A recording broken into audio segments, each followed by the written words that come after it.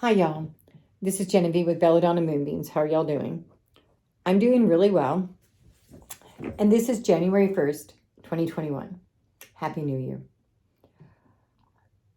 I could pretend to be excited, and I am internally excited, don't get me wrong.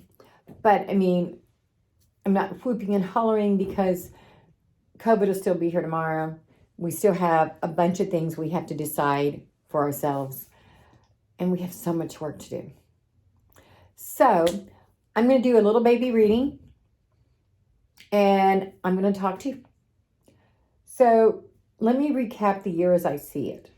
Started out fine. Everything was great. We were hearing rumors of COVID, and then in March, it got bad. And in April, George Floyd was murdered, and the riots took over. And that was on everybody's mind for a while. And President Trump continued to disintegrate before our very eyes, which is scary. COVID got worse.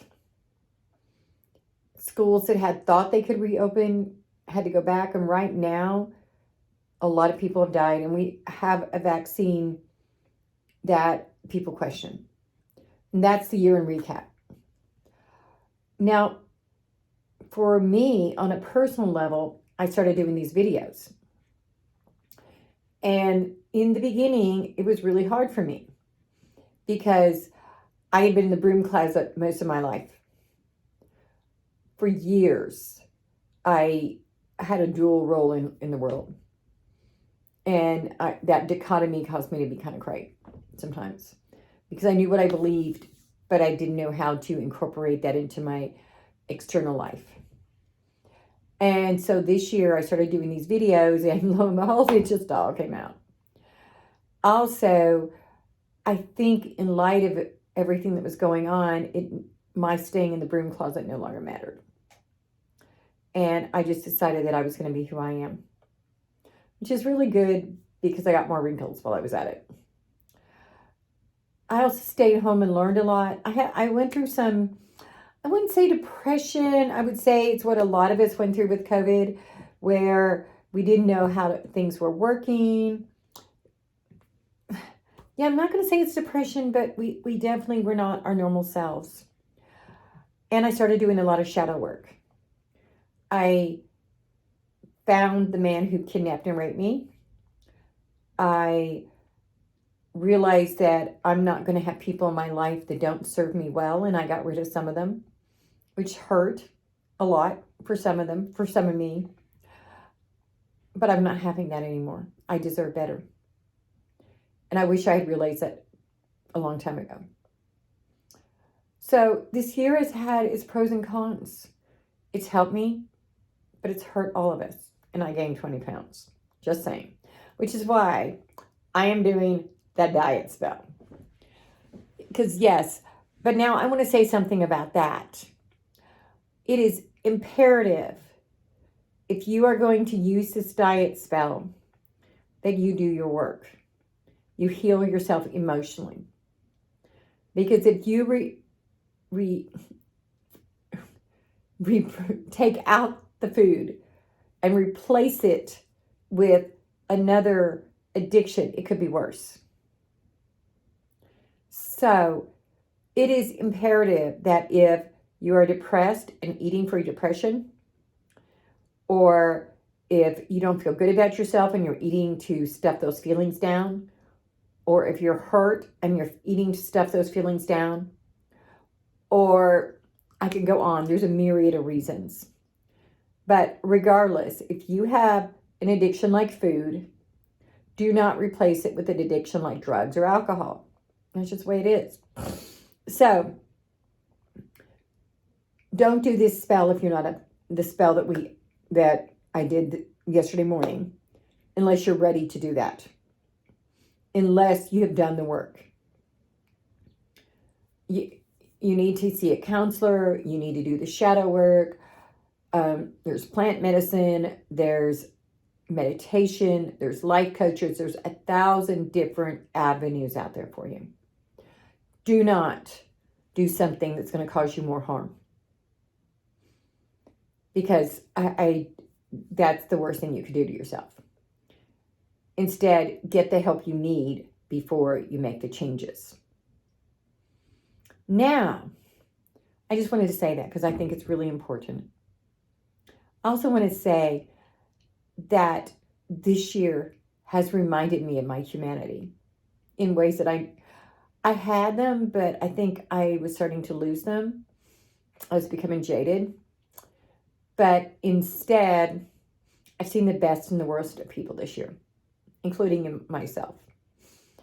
I think that this year reminded many of us that we are one piece of mankind and that we all are part of the whole and that we all have value. And I think that sometimes we lost sight of that. We were so busy with getting stuff and like keeping up with the Joneses and, just looking great or whatever, except for the people who were just living to survive, which is just as bad, just in a different way. And this time has made us reevaluate. At least it did me. And I guess that's really all that matters, is who I am, who I have become. So I just want you to know that I really do care for all of you out there.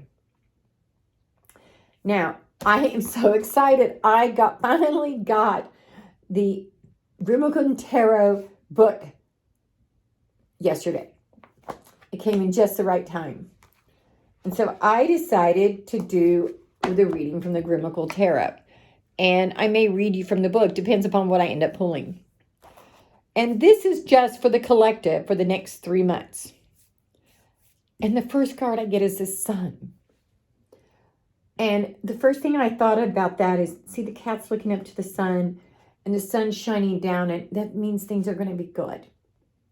We're going to start seeing breakthroughs. We're going to start having things get better. They're going to lighten up. I'm not saying COVID is disappearing tomorrow. I'm saying it's getting better. Life is getting better. See, that cat's looking up and he's going, it's pretty good. And the sun is shining down on us now. And that's really good for me to realize. Okay, our next card, we get the Page of Pentacles reversed. Now, the page is all about studying. So I think that we need to be continuing to study and learn more. Because part of our learning is learning about who we are as a people, who we are individually, and who we are as a humanity. That reminds me of what Charles Dickens said through his character Scrooge. Business, mankind is my business. That's the truth. Mankind is our business. And finally, we get the Four of Pentacles. And I feel like this is a warning. The Four of Pentacles is all about you have what you need, but you're holding on to it so tight that you're not enjoying it, and neither is anyone else. So I think that we need to have that growth, and we need to recognize that mankind is our business.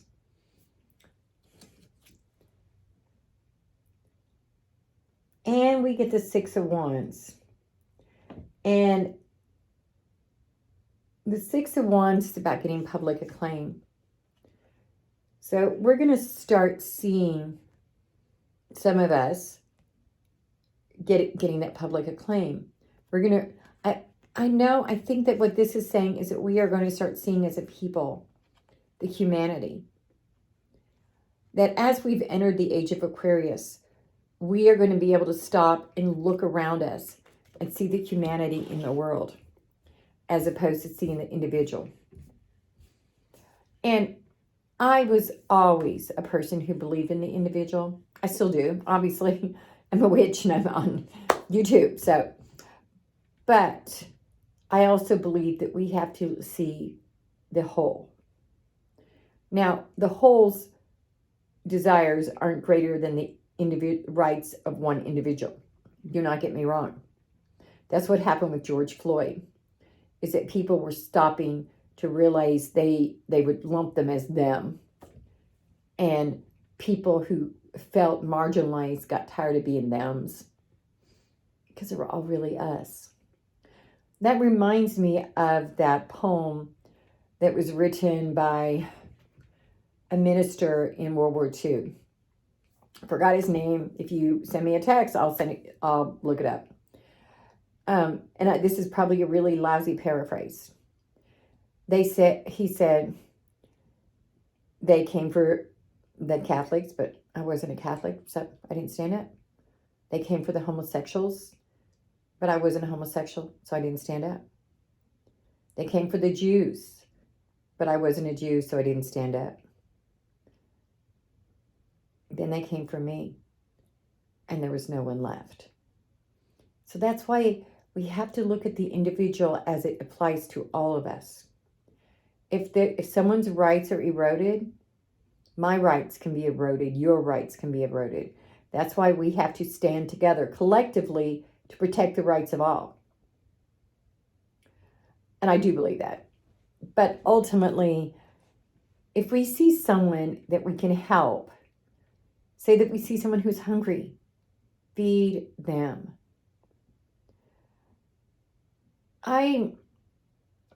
Here a while back, I don't even remember what it was now, candy of some sort, or cookies or something, and they were individually wrapped, and I was eating too many of them.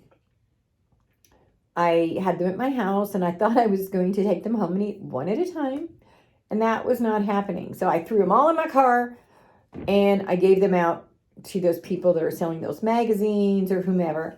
And I remember I stopped at a store, and there was a young lady waiting for a man who was in the store, and you could tell she was homeless, and she was filthy and blah, blah, and she had a bike.